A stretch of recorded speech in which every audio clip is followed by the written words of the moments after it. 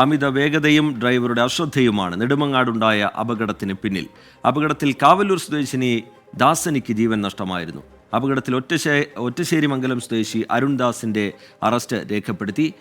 അലക്ഷ്യമായി വാഹനമോടിച്ച് ജീവൻ നഷ്ടപ്പെടുത്തിയതിനാണ് കേസെടുത്തിരിക്കുന്നത്.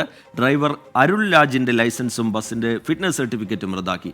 റോഡ് നിർമ്മാണത്തിലും അശാസ്ത്രീയതയുണ്ട് എന്നാണ് നാട്ടുകാരുടെ ആരോപണം. റിപ്പോർട്ടിലേക്ക്. നിരത്തുകളിലെ അപകടങ്ങൾ കുറയ്ക്കാൻ പോലീസും മോട്ടോർ വാഹന വകുപ്പും സംയുക്ത യജ്ഞം നടത്തുന്നതിനിടെയാണ് തിരുവനന്തപുരത്ത് നിന്ന് മറ്റൊരു അപകട വാർത്ത കൂടി പുറത്തു വന്നത്.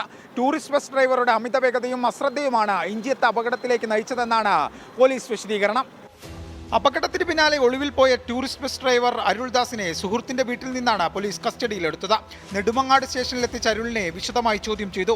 പിന്നാലെ അറസ്റ്റ്. അലക്ഷ്യമായി വാഹനമോടിച്ച് ജീവൻ നഷ്ടപ്പെടുത്തിയതിനെതിരെയുള്ള വകുപ്പുകളാണ് ഡ്രൈവർക്കെതിരെ ചുമത്തിയിരിക്കുന്നത്.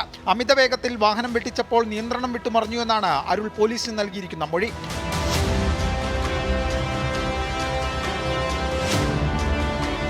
ബസ് അമിത വേഗത്തിലായിരുന്നുവെന്ന് നാട്ടുകാർ. റോഡ് നിർമ്മാണത്തിലും അശാസ്ത്രീയതയുണ്ടെന്ന് ആരോപണം. പിന്നാലെ റോഡ് ഉപരോധിച്ച യൂത്ത് കോൺഗ്രസ് പ്രതിഷേധം.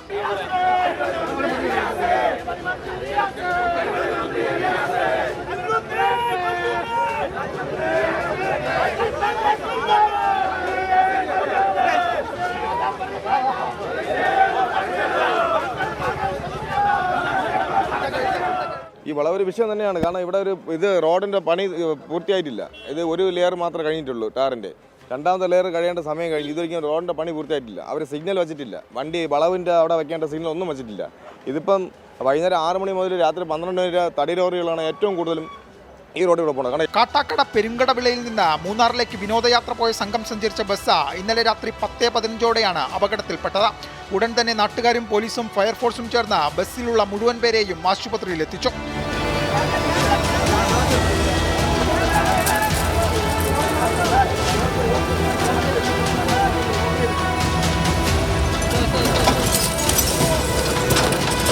അപകട സമയത്ത് ബസ്സിലുണ്ടായിരുന്ന 49 പേരിൽ 44 പേർക്കും പരിക്കേറ്റു.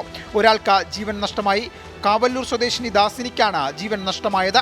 നിയമം നടപ്പിലാക്കാൻ ഉദ്യോഗസ്ഥർ മാത്രം ഇറങ്ങിപ്പുറപ്പെട്ടിട്ട് ഒരു കാര്യവുമില്ല. അതിനോട് സഹകരിക്കാൻ വാഹനവുമായി നിരത്തിലിറങ്ങുന്ന ഓരോരുത്തർക്കും ഉത്തരവാദിത്തമുണ്ട്.